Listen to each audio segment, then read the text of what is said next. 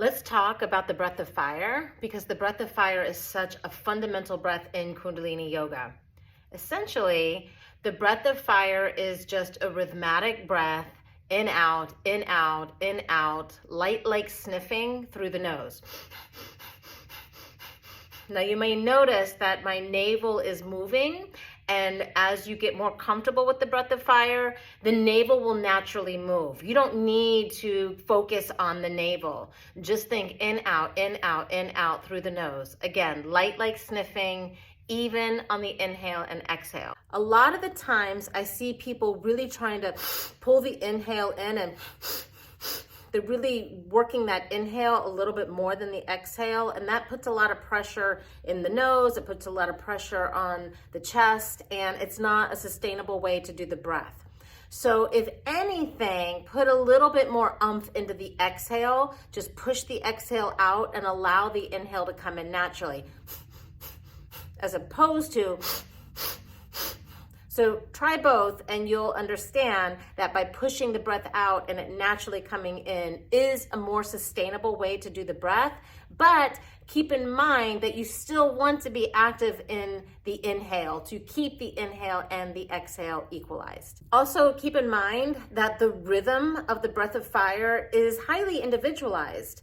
One person may do it a little bit slower, someone else may do it a little bit quicker, and really any given day you will vary in the rhythm of your own breath of fire. So what's really important is getting into your own rhythm. And essentially, as you begin to honor your own rhythm, what you're doing with the breath of fire is you're syncing up all the biorhythms in the body: your respiratory system, your circulatory system, your glandular system, your lymphatic system, and so on. So essentially, the breath of fire is syncing up all these biorhythms in your body for optimal health, which is why, depending on the day, depending on the body, you need to just honor your own rhythm, whether it's a quicker breath of fire or a slower one.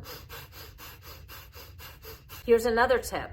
If the breath of fire feels cumbersome, you can always try it with the mouth open. So essentially, you can think of the breath of fire as though we're panting through the nose, but if that feels difficult, just pant through the mouth. Just open the mouth, hang the tongue out a bit,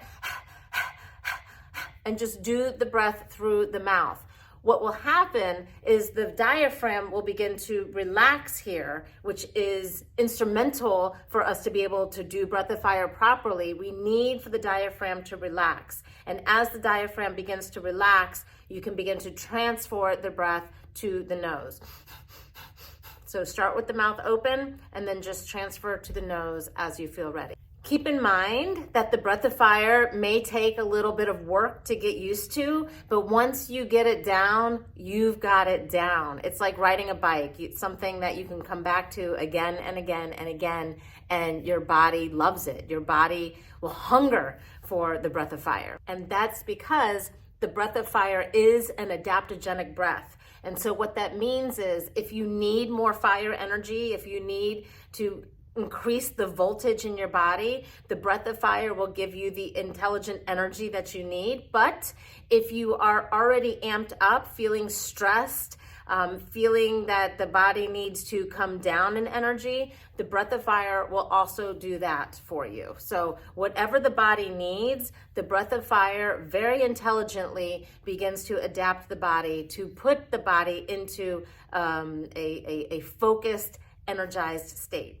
If you have any questions, if you're struggling with the breath of fire, please reach out. I am more than happy to help you through any blocks that may come up in the body while working the breath of fire. Since it is a fundamental breath in Kundalini yoga, it's one that we really want to practice and find some mastery in. I look forward to seeing you on the mat soon.